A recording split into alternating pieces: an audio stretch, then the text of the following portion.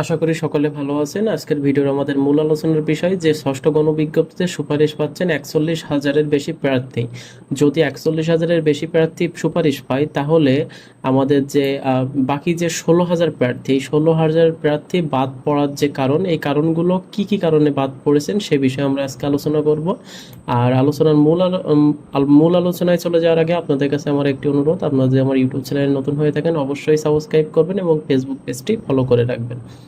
এখন আমরা মূল আলোচনায় আসি যে বেসরকারি শিক্ষা প্রতিষ্ঠানে প্রবেশ পর্যায়ে শিক্ষক নিয়োগে ষষ্ঠ গণবিজ্ঞপ্তিতে 41,000-এর বেশি প্রার্থীকে নিয়োগ সুপারিশ করা হবে।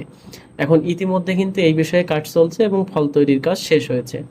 এখন এই বিষয়ে আমাদের যে মাধ্যমিক এবং উচ্চ মাধ্যমিক বিভাগের যে সচিব মুজিবুর রহমানের সঙ্গে বৈঠক করেছেন বেসরকারি শিক্ষক নিবন্ধন ও প্রত্যয়ন কর্তৃপক্ষ এনটিআরসি চেয়ারম্যান আমিনুল ইসলাম।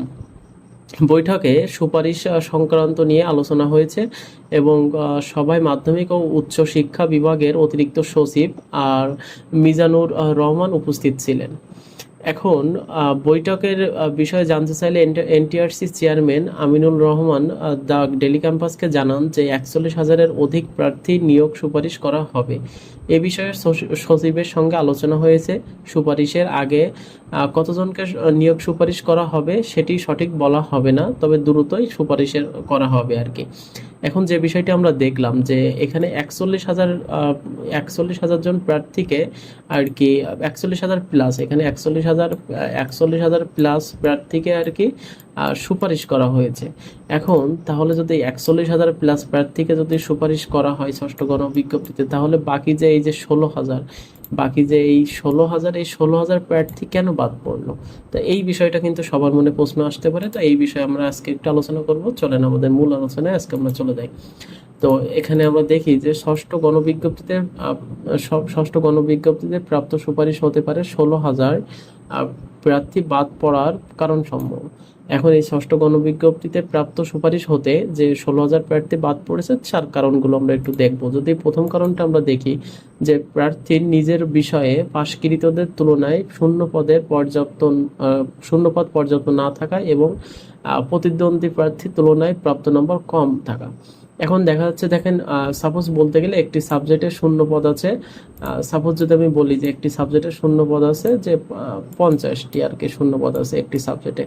এখন সেখানে আবেদনই করেছেন বা সাবজেক্টের প্রতিটি শূন্য পদের বিপরীতে দেখা যাচ্ছে আবেদন করেছেন 2 জন 3 জন। এখন যদি 50টি শূন্য পদ থাকে সেখানে যদি আবেদনই করে থাকেন যে 200 জন, এখন 200 জন যদি আবেদন করে থাকেন তো এই 200 জনের তো হবে না, তাই না? আবার দেখা যাচ্ছে অনেকের নাম্বার বেশি। তো এই সব বিষয়গুলো আছে। দ্বিতীয় যে বিষয়টি দেখি যে আবেদনপত্রে ভুল তথ্য প্রদান। এখন আমি আমার বিগত ভিডিওতে বলেছিলাম যে আপনারা যখন আবেদন করবেন তখন অবশ্যই একটু বুঝে শুনে আবেদন করবেন, কারণ ভুল তথ্য দেওয়া মানে আপনার নিজের ক্ষতি করা। তো অনেকেই ভুল তথ্য দিয়েছেন। এবং 3 নম্বরটা দেখি যে প্রতিযোগিতা পূর্ব বিষয়গুলো ইয়েস অপশন সিলেক্ট না করে। এখন অনেকে দেখাচ্ছে নাম্বার কম, এখন দেখাচ্ছে অনেকে হচ্ছে 40+ নাম্বার পেয়েছেন, বাট হচ্ছে আপনারা 40টা শিক্ষা প্রতিষ্ঠান সিলেক্ট করেছেন, বাট হচ্ছে ইয়েস যে অপশনটা, এই ইয়েস অপশনটা আপনারা টিকমার্ক করেন নাই। তো এই ধরনের বিষয়গুলো আর কি আছে। আর 4 নম্বর যে কারণটি সেটা আমরা দেখব যে অনেকের 2টি সনদ, স্কুল কলেজ। এখন অনেকে কিন্তু স্কুলেও সনদপ্রাপ্ত হয়েছেন, আবার কলেজের সনদপ্রাপ্ত হয়েছেন থাকায় যে কোনো একটিতে সুপারিশ পাবে। এখন 2টিতে আপনারা থাকলে তো আপনি যে কোনো একটিতে সুপারিশ পাবেন এবং অন্যটি সুপারিশ থেকে স্বয়ংক্রিয়ভাবে বাদ পড়ে যাবে। এখন আপনার স্কুল অথবা কলেজ যে কোনো একটি আপনার সুপারিশে আসবে। এখন 5 নম্বর যে কারণ সেটা একটু দেখি যে কলেজে বিভিন্ন সাবজেক্টকে শূন্য পদের তুলনায় পাশকৃত প্রার্থীদের বেশি থাকায় অতিরিক্ত প্রার্থী সুপারিশ থেকে বাদ পড়বে। এখন কলেজে বিভিন্ন কিছু সাবজেক্ট রয়েছে যে সাবজেক্টগুলোতে শূন্য পদের তুলনায় পাশকৃত প্রার্থী বেশি রয়েছে। এখন শূন্য পদ আছে, যেমন আমি সাপোজ একটু আগে বললাম যে 50টি শূন্য পদ আছে, সেখানে দেখা যাচ্ছে পাশকৃত প্রার্থী হচ্ছে আপনার 200+। এখন এখানে তো ইজিলি অনেকেই বাদ পড়ে যাবে এই বিষয়গুলো আর কি।